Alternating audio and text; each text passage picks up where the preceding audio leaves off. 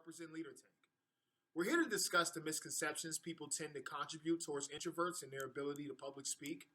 But before we go into detail about how important public speaking is and how it can make you look like an inspirational and successful leader, we want to start off telling you a story about a girl named Sarah and a guy named John. Sarah and John recently graduated college and were ready to embark in their careers. While in college, both students performed exceptionally well and were very ambitious when it came to achieving their professional goals. They both began working at an entry-level consulting position at a well-known Fortune 500 company. Both were given similar projects throughout their first year. These projects took 6 months to a year to complete, and at the end, both Sarah and John were required to present their analysis and a conclusion to a panel of executives in hopes of obtaining a promotion. This presentation was a key opportunity to show their skills to some of the most powerful and influential people in the company. John, who is an extrovert, was ecstatic about the opportunity to present his analysis, while Sarah, on the other hand, was timid and hesitant because she had a fear of public speaking. In college, she excelled more at information gathering and analytics. She had learned to avoid public speaking by doing prezzies where she never had to physically stand in front of the crowd. She sat quietly and pondered how she would overcome this fear and present her information in a compelling and dynamic way. She knew it was important to stimulate the audience of executives, especially if she wanted to be considered for the promotion.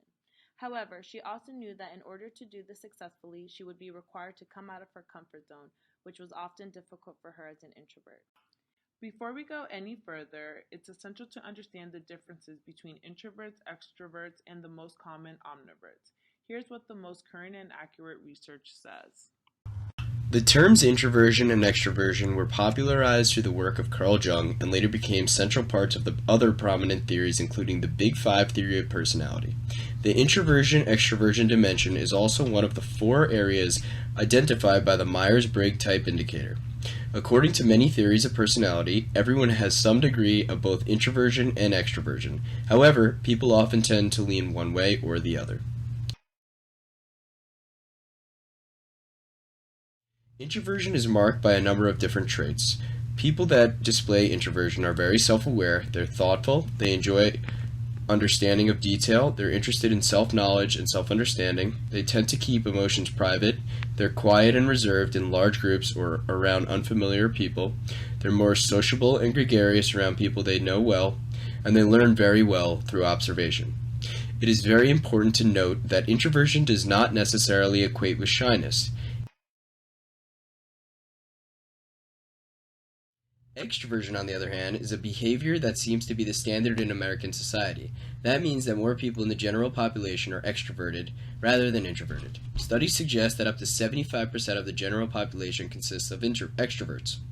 Individuals possessing this personality type are social, practical, appear affectionate, they're informal, they're good conversationalists, they're active and lively.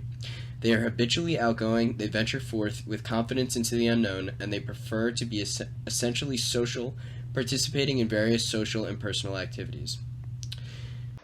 It is fairly difficult to find a person with a strictly singular characteristic. Many individuals may be either extroverts or introverts, but generally a mix of both characteristics are found in a person. This personality type is known as ambivert. Jung created the idea that there was a third middle group, the ambivert. The freedom with ambiversion comes in finding both introverted and extroverted worlds satisfying and rewarding. Ambiversion helps you to enjoy a varied life. Ambiverts have enough introversion to slowly absorb the world around them, and enough extroversion to be able to propound ideas and express themselves without feeling depleted. While both delivered important information, when it came down to the presentation, Sarah lacked transformational influence and was not able to inspire the executives. Within the next 18 months, John gets promoted while Sarah stays in the same position. She made an appointment to speak with her senior manager to ask why she did not receive the promotion. During the meeting, she discovers that her manager feels that John is the more suitable candidate because she is too quiet and not very outgoing, unlike John. Additionally, he was more charismatic during his presentation, inspiring the panel of executives. Sarah sat quietly as she tried to process the information as her senior manager blurts out, "Sorry, but John was the better choice because he is a better leader." Sarah walks out of the meeting trying to process the information she has just received from her senior manager. Let's take a look inside the mind of an introvert compared to an extrovert. As we can see from these two images, Sarah and John process information in two very different ways. An introvert has to take time to process information before fully understanding it and reacting. Conversely, an extrovert can quickly process information and react without thinking too much about it. According to scientific research, the path to become successful is very different for introverts and extroverts. The research shows that the brains of introverts and extroverts are activated differently depending on specific circumstances that has to do with the release of dopamine and a neurotransmitter that controls the brain's reward and pleasure systems. Researchers proved this theory from a study that showed the effects gambling had on the brain. By using brain scanners, the results showed that the extroverts exhibited a stronger response in two regions of the brain, the amygdala and the nucleus accumbens, showing that they processed surprise and reward differently than introverts. This study shows that extroverts respond better to adventures, social challenges, and risk-taking. Another study in 2012 proved that introverts have larger, thicker gray matter in their prefrontal cortex, a region of the brain that is linked to abstract thought and decision-making. This means that the more gray matter a person has, the longer it will take them to reach a decision. The results of having less gray matter makes it easier to take risks without needing to plan things out. This information helps us understand scientifically the differences in how introverts and extroverts process information. When using this data to understand our two friends' experiences, we can see that it will be easier for John to take a risk during his presentation compared to Sarah, who is going to need a lot of planning before making such a decision.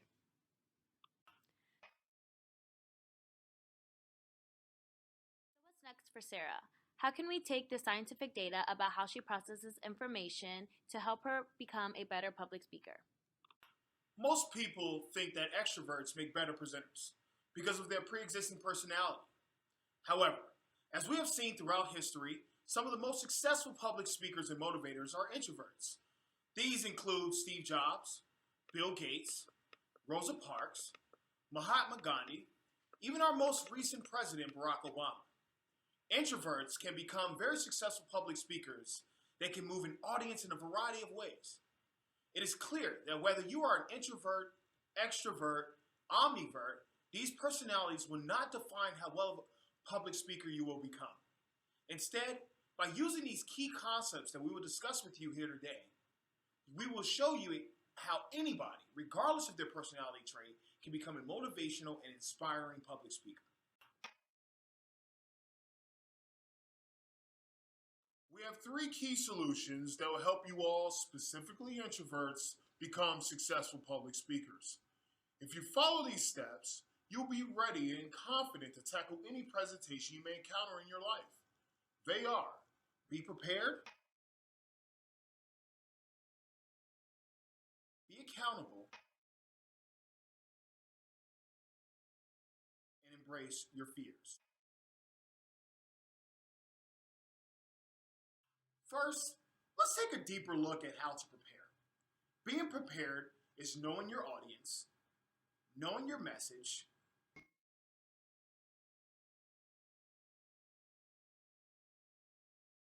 taking a page out of Allen Iverson's book, Practice, Practice, Practice. Hold on, did I miss one thing? Oh yeah, practice. To be able to understand your audience, it is key to know what will engage them to actively listen and become involved with your presentation. In order to make sure you are fully prepared, you should first practice to yourself multiple times in front of a mirror. So before you go out and you put on that dress or your button-down dress shirt, practice. That's what's going to make you a great presenter. Then, start out by practicing in front of some of your close peers or family members to see what it is like to present in front of a live audience. This will be a good time to actually get some feedback as well and to get some of those jitters out. Now, the next step that we feel is necessary when learning how to become an effective public speaker is to be accountable. Everybody makes mistakes. Nobody is perfect. It is inevitable you are going to mess up, but the important thing is to take away is that these mistakes will make you stronger in the long run. You need to learn from your mistakes and accept that it is the key to enhancing your skills. This is a learning process, and in order to prevail, you must first fail. Lastly, you need to acknowledge your fear. Public speaking is the world's #1 fear. This is a very powerful statistic. Stats show that people would rather die than get on stage and public speak. They'll rather die than get on stage and public speak. Our advice is that you realize this and take in the fact that so many people are in the same situation as you and share the same fear. You need to be able to put yourself in as many uncomfortable public speaking positions as possible in order to face this fear. By doing this, you will grow tremendously. Allocating some time to self-reflect your presentation will help you take control of that fear by helping you gain more control. You be the driver. Don't be the person in the back seat. Get out there. Take up as many public speaking chances as possible and use these as opportunities to become comfortable with yourself, and you can become a better public speaker.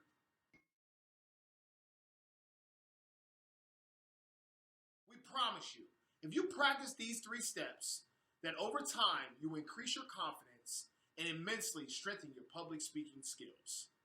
Taking a look back at our story, Sarah can follow these 3 key solutions we have outlined for you today to help her become a stronger and more effective public speaker.